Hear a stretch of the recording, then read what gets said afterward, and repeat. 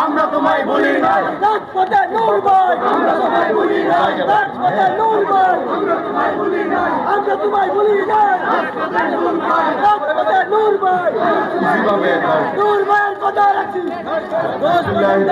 নূর ভাইয়ের কথা রাখছি, গণ অধিকার পরিষদের কেন্দ্রীয় এবং জেলা পর্যায়ের নেতৃবৃন্দ সহ ছাত্র যুব শ্রমিক অধিকার পরিষদের নেতৃবৃন্দ এবং আমাদের বক্তব্য শোনার জন্য শহরের বিভিন্ন প্রান্তে দাঁড়িয়ে যারা আমাদের কথা শুনছেন, সাংবাদিক ভাই ও বোনেরা, আইন শৃঙ্খলা বাহিনীর সদস্যরা, সবাইকে সালাম, আসসালামু আলাইকুম।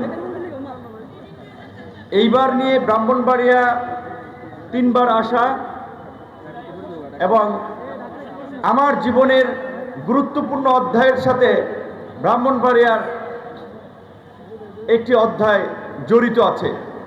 আপনারা জানেন যে 2019 সালে 28 বছর পরে ঢাকা বিশ্ববিদ্যালয়ে কেন্দ্রীয় ছাত্র সংসদ ডাকসু নির্বাচন হয়েছিল এবং আল্লাহর রহমতে আপনাদের দোয়ায় সেই নির্বাচনে ভিপি নির্বাচিত হয়ে প্রথম ঢাকার বাইরে সফরে এসেছিলাম ব্রাহ্মণবাড়িয়া, এবং ব্রাহ্মণবাড়িয়া সেই সফরে আসতে গিয়ে যে কি বৈচিত্র্যময় অভিজ্ঞতা, সেটা আমাদের কিছু সহকর্মীরা বলেছে যে রাস্তার মাঝে ট্রেন থামিয়ে দিয়েছিল।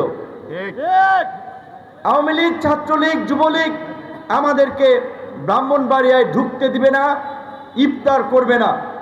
তখনকার প্রশাসনের কর্মকর্তারা যখন আমাকে বলেছিল আপনাকে অন্য একটা গাড়ি দিয়ে কিংবা হেলিকপ্টারে আপনাকে ঢাকায় পাঠাই দেই, আমি বলছিলাম যে আমরা ব্রাহ্মণবাড়িয়ায় আসবো, জীবিত অথবা মৃত।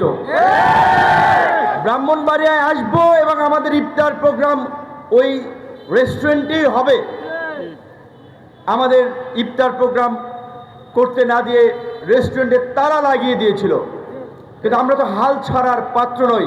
আমরা ওই রেস্টুরেন্টের সামনেই প্রতিবাদ স্বরূপ অবস্থান নিয়ে ইফতার প্রোগ্রাম করেছিলাম।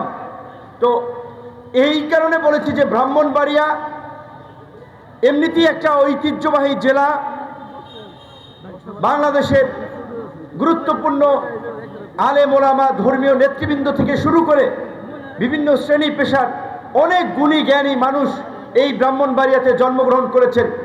আন্দোলন সংগ্রামের ক্ষেত্রে ব্রাহ্মণবাড়িয়া দেশের বিভিন্ন অঞ্চলের মানুষের জন্য সাহস, শক্তি, শৌর্য, বীর্যের প্রতীক হিসেবে বিবেচিত।